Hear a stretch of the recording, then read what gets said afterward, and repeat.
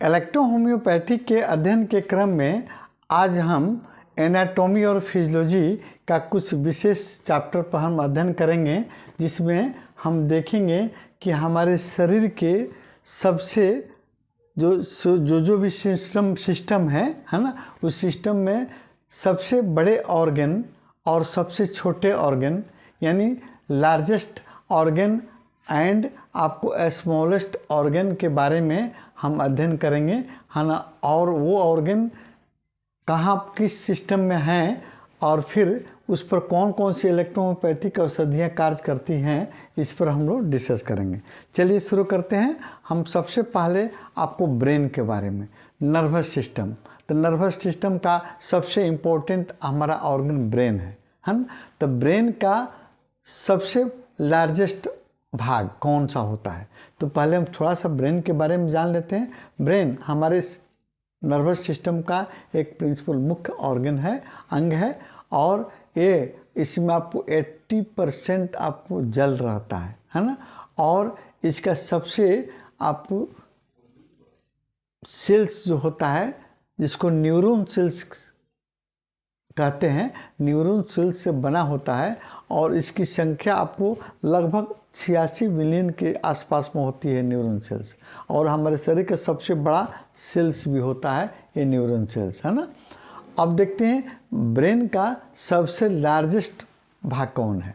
सबसे ब्रेन का सबसे लार्जेस्ट भाग जो है, इसको हम कहते हैं, देखिए सेरेब्रम, यहाँ हम बनाए हैं। ये सेरेब्रम जो है सबसे लार्जेस्ट पार्ट है ना।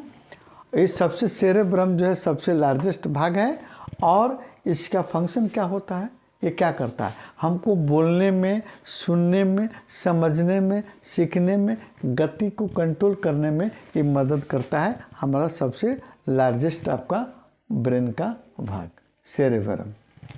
इसका सबसे स्मॉलेस्ट और भाग जो कहता है, स्मॉलेस्ट ऑर्गन जिसको कहिएगा, आपको ब्रेन का सबसे स्मॉलेस्ट भाग जो होता है, कौन उसको कहते हैं, आपको इसको कहते हैं मिड ब्रेन। देखिए इसको सबसे छोटा ब्रेन का भाग कहिए मिड ब्रेन, है ना। और मिड ब्रेन जो है, इसका काम क्या होता है, मिड ब्रेन जो है ये भी हमको आँखों को पलक जो हमारी झपकती है उसको कंट्रोल करता है, गति को भी कंट्रोल करता है। अब देखिए ब्रेन पर कार्य करने वाली औषधियाँ कौन कौन सी होती हैं। ब्रेन पर कार्य करने वाली औषधियाँ आपकी S1, ब्रेन पर काम करने वाली औषधि हो जाएगी आपका S1, C1, C5 और S10, है ना।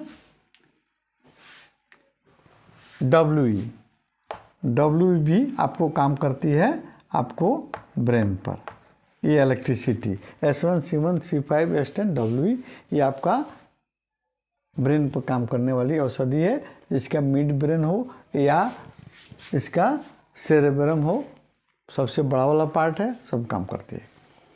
दूसरे नंबर पर हम देते हैं कि हमारे शरीर का सबसे बड़ा ऑर्गन, सबसे बड़ा ऑर्गन आपका हमारे शरीर का होता है स्किन, है ना। चमड़ा, जो हम चमड़ी जो कहते हैं, स्किन जहाँ बनाए, देखिए स्किन का कई लेयर होता है। स्किन जो है हमारे शरीर का सबसे बड़ा ऑर्गन होता है, और ये हमारे शरीर को सुरक्षा, बाहरी रूप से सुरक्षा प्रदान करता है। और इस पर कार्य करने वाली औषधियाँ हैं S1 या S2, S5C5 और S3C3। ये मुख्य आपको औषधि है स्किन पर काम करने वाली। उसके बाद आता है सबसे बड़ा आंतरिक अंग, लार्जेस्ट ऑर्गन, इंटरनल पार्ट्स। आपके बॉडी के इंटरनल पार्ट्स में सबसे लार्जेस्ट ऑर्गन कौन होता है, आपका लीवर, है ना। सबसे बड़ा अंग होता है, और सबसे बड़ी ग्रंथि भी होती है लीवर, है ना। हमारे शरीर के राइट साइड में, है ना, लोअर रिब्स के नीचे, है ना, और आपको स्टोमक के राइट साइड में लीवर होती है ना। इस पर कार्य करने इलेक्ट्रोहोम्योपैथी कौन कौन सी औषधियाँ कार्य करती हैं, इस पर आपको F1, F2, S5C5 और S10 जो है आपको कार्य करती है। देखिए यहाँ लीवर है, आपको बनाए हैं, आपको इस पर कार्य करने के लिए औषधियाँ आपको होती है कौन, F1,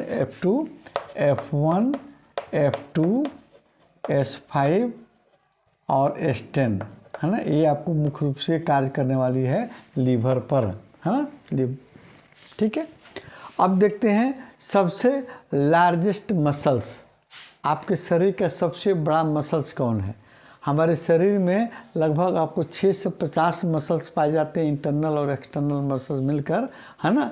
लेकिन आपको 639 एक्सटर्नल मसल्स में आपका सबसे लार्जेस्ट मसल्स हमारा है ग्लूटियस मैक्सिमस, है ना, ग्लूटियस मैक्सिमस, है ना। तो ग्लूटियस मैक्सिमस का हम इसमें कहीं आपको इतने नहीं बनाए हैं, लेकिन हिप रीजन पर, है ना, हिप रीजन पर ये आपको मसल्स पाया जाता है। ग्लूटियस मैक्सिमस आपको ये हिप रीजन पर पाए जाने वाला सबसे आपको बड़ा मसल्स होता है। इस पर इलेक्ट्रोहोम्योपैथिक औषधियाँ कार्य करती हैं, S5 और C5। अब देखते हैं सबसे स्मॉलेस्ट मसल्स, सबसे छोटा मसल्स। जैसे हम इसके पहले वाले चैप्टर में भी आपके सबसे स्मॉलेस्ट ऑर्गन के बारे में बताए थे। मिडिल ईयर में एक ऑर्गन पाया जाता है सबसे स्मॉलेस्ट ऑर्गन, जिसको स्टेपिस कहते हैं। तो स्टेपिस मसल्स जो है सबसे स्मॉलेस्ट मसल्स, यानी सबसे छोटा मसल्स आपके शरीर में होता है स्टेपिस मसल्स, है ना। इस पर भी इलेक्ट्रोपैथिक औषधियाँ S5 और C5 अच्छी काम करती हैं, और लार्जेस्ट मसल्स पर भी S5 C5 अच्छी कार्य करती है। सबसे लार्जेस्ट आपको सैलिवरी ग्लैंड्स, सबसे बड़ी सैलिवरी ग्लैंड्स, देखिए यहाँ हम बनाए हैं एक मानव का फिगर, है ना। देखिए हमारे आपको हमारे शरीर में कान के नीचे, है ना, और जबड़े के जोड़ पर, है ना, के सामने वाले भाग में आपको दोनों साइड में सबसे लार्जेस्ट आपको पैरोटिड ग्लैंड्स पाया जाता है। सबसे लार्जेस्ट पैरोटिड ग्लैंड आपका कौन सा होता है? आपको पैरोटिड ग्लैंड्स, लार ग्रंथि, सबसे बड़ी लार ग्रंथि पैरोटिड ग्लैंड्स होती है ना, जो आपके कान के नीचे और आपको जबड़े के कोन के दोनों जबड़े जहाँ मिलते हैं वहाँ पर आपको अंतर में पाई जाती है माउथ कैविटी में। ठीक है, उसके बाद में सबसे स्मॉलेस्ट आपको सैलिवरी ग्लैंड्स। तो सबसे स्मॉलेस्ट सैलिवरी ग्लैंड्स देखिए यहाँ टंग, जीभ के नीचे, है ना, सब आपको लिंगुअल ग्लैंड्स के नाम से जाना जाता है। सबसे स्मॉलेस्ट, सबसे छोटी लार ग्रंथि आपको सब लिंगुअल आपको सैलिवरी ग्लैंड्स होती है, जो हमारे जीभ के नीचे दोनों साइड में पाई जाती है। अब दोनों पर हमारे इलेक्ट्रोपैथिक औषधियाँ आपको S1 S5, है ना, दोनों पर काम करती है। आपको S1 S5, है ना, S1 S5 और C1 C5, C1 और C5 आपको सैलिवरी ग्लैंड्स पर अच्छी कार्य करती हैं आपकी औषधियाँ। उसके बाद आप आ जाते हैं आपको सबसे लार्जेस्ट आर्टरी, है ना।